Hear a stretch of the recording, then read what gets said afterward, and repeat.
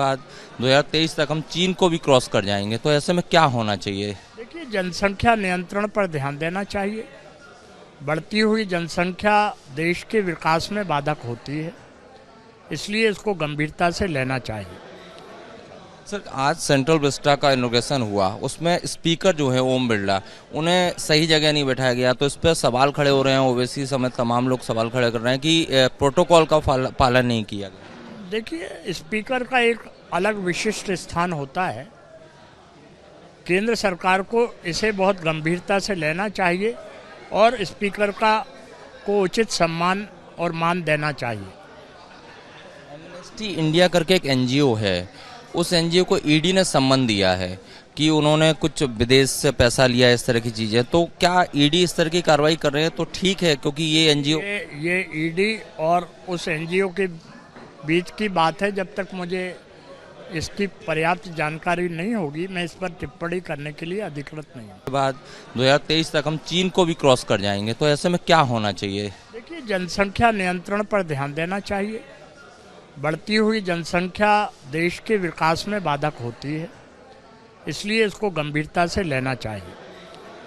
Sir, आज central Vista का inauguration हुआ, उसमें स्पीकर जो है ओम बिरला, उन्हें सही जगह नहीं बैठाया गया, तो इस पर सवाल खड़े हो रहे हैं। ओवैसी समेत तमाम लोग सवाल खड़े कर रहे हैं कि प्रोटोकॉल का पालन नहीं किया गया। देखिए, स्पीकर का एक अलग विशिष्ट स्थान होता है।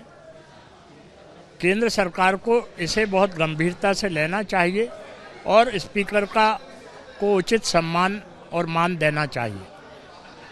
एमनेस्टी इंडिया करके एक एनजीओ है, उस एनजीओ को ईडी ने सम्मन दिया है कि उन्होंने कुछ विदेश से पैसा लिया, इस तरह की चीजें। तो क्या ईडी इस तरह की कार्रवाई कर रहे हैं तो ठीक है, क्योंकि ये एनजीओ ये ईडी और उस एनजीओ के बीच की बात है। जब तक मुझे इसकी पर्याप्त जानकारी नहीं होगी, मैं इस पर टिप्पणी करने के लिए अधिकृत नहीं हूँ। के बाद 2023 तक हम चीन को भी क्रॉस कर जाएंगे, तो ऐसे में क्या होना चाहिए? देखिए, जनसंख्या नियंत्रण पर ध्यान देना चाहिए।